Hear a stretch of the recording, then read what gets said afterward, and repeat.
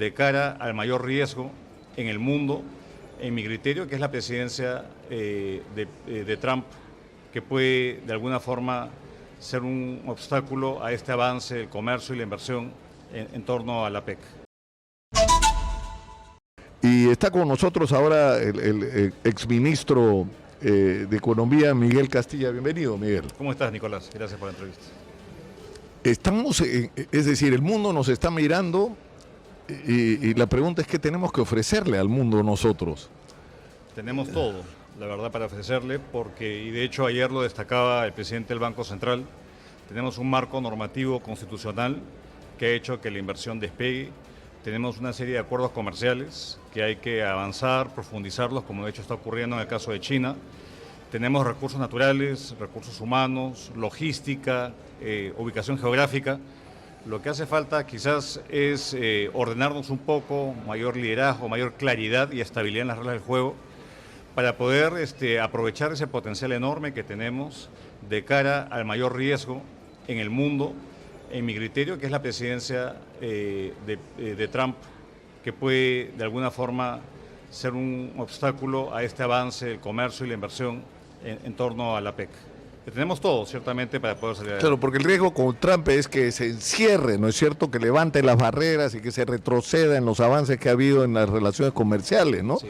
Yo veo dos riesgos. Uno es que al imponer aranceles a los que no piensen como Trump, esto va a ser inflacionario y va a hacer que las tasas de interés se mantengan elevadas, por consiguiente el costo del capital se mantiene alto.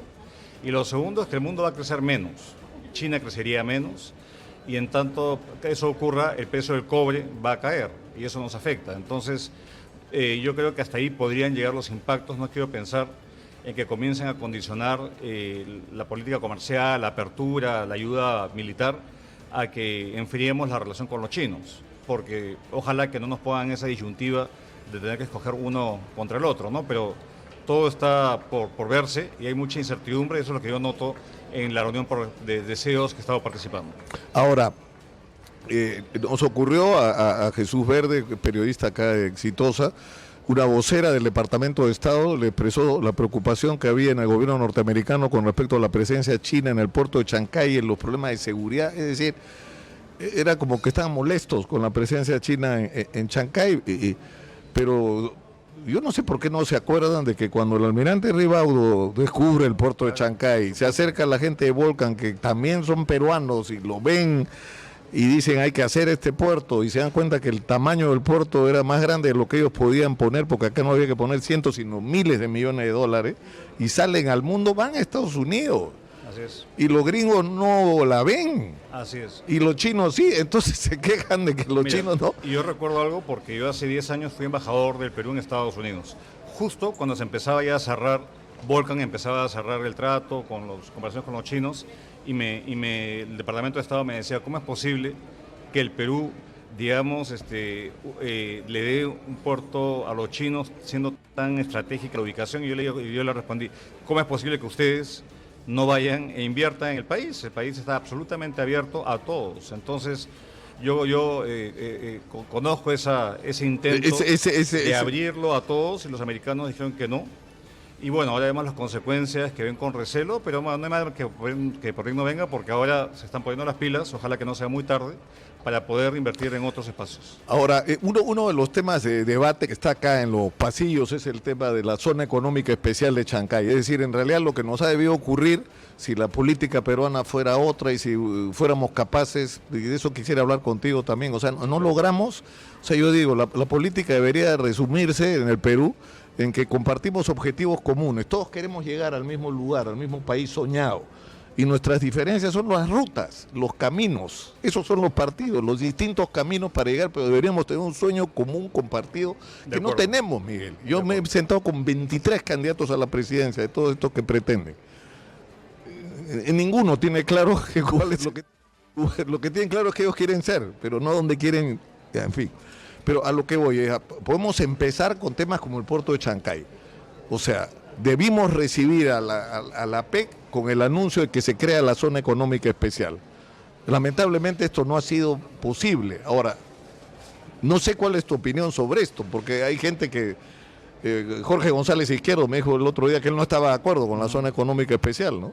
Mira, yo creo que yo tampoco estoy de acuerdo como se ha planteado en el dictamen que está siendo discutido en el Congreso, porque acá hay una creencia que yo discrepo, que es que si no damos incentivos tributarios la inversión se va a ir a otro lado.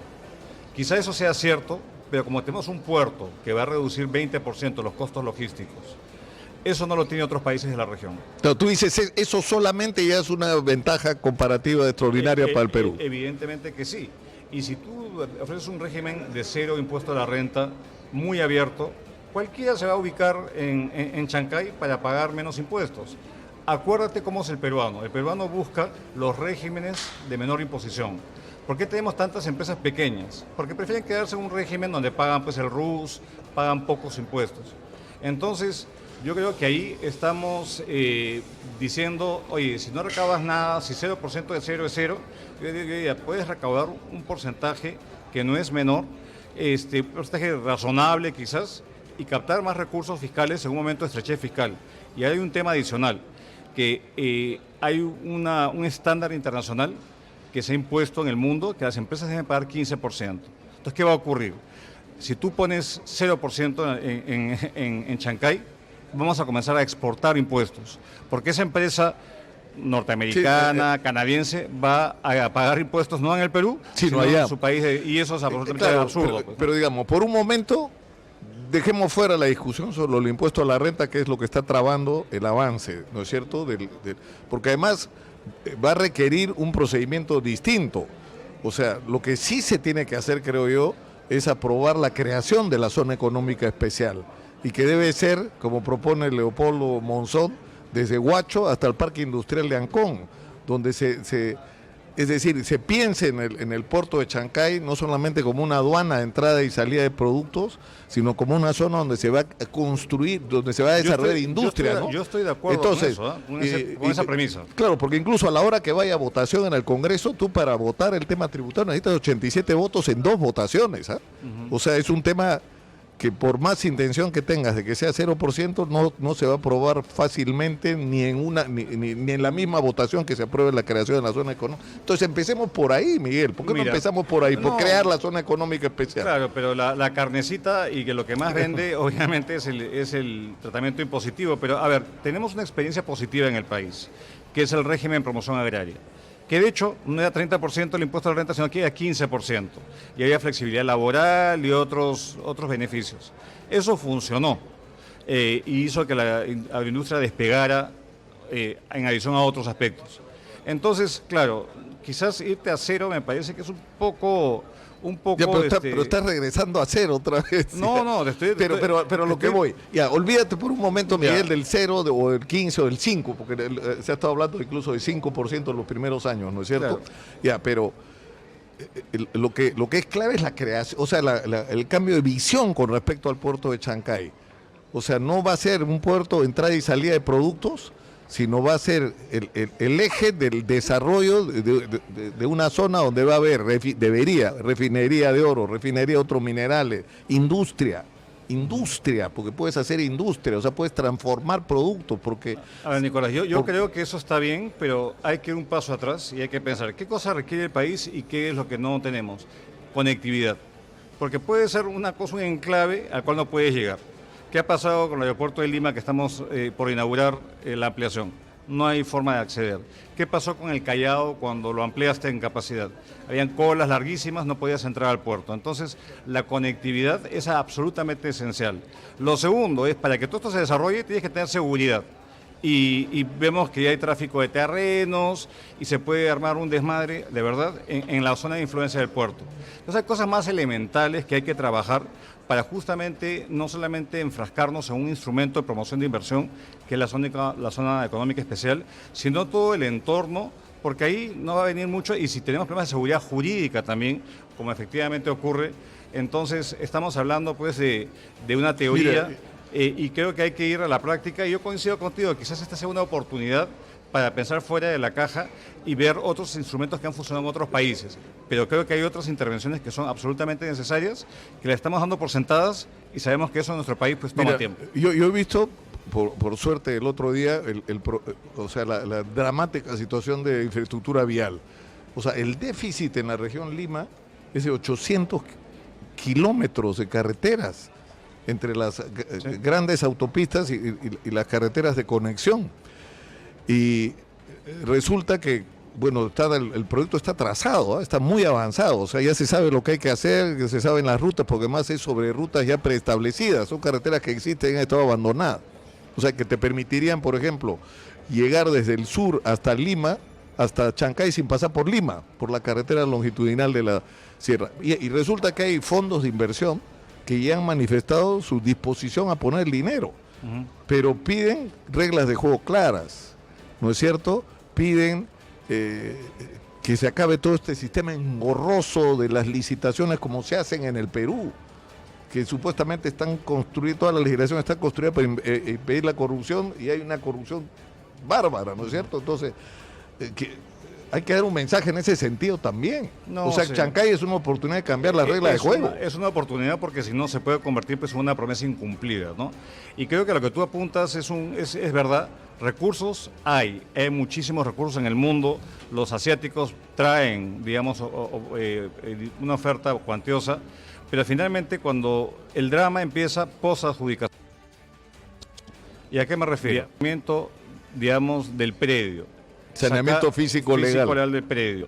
Asegurar que no haya interferencias. Y eso es la pesadilla que lo estamos viendo en la lentitud del metro de Lima, en lo que va a ser la construcción del anillo vial periférico en Lima, que tiene que pasar por varios distritos y tiene que expropiar. Y todo eso va a ser un proceso tan engorroso, tan complejo, en un Estado que se paraliza, no toma decisiones por temor a represalias. Claro, yo creo que ahí tenemos un tema que hay que trabajar en múltiples ámbitos justamente para que no sea solamente un tema de o plata hay o dar un incentivo de alguna forma, sino una visión integral, que si no cerramos la brecha en infraestructura, vamos a estar muy lejos de lo que es el promedio de los países de la PEC, que es a donde debemos aspirar. Ahora, yo creo que esto es una oportunidad. Hernando de Soto decía, y no deja de tener razón, que la zona económica especial de Chancay puede ser una especie de modelo del Perú que queremos construir. Y porque nos obliga a resolver, como tú dices, la crisis de inseguridad, la crisis de infraestructura, la crisis de servicios, el saneamiento físico legal.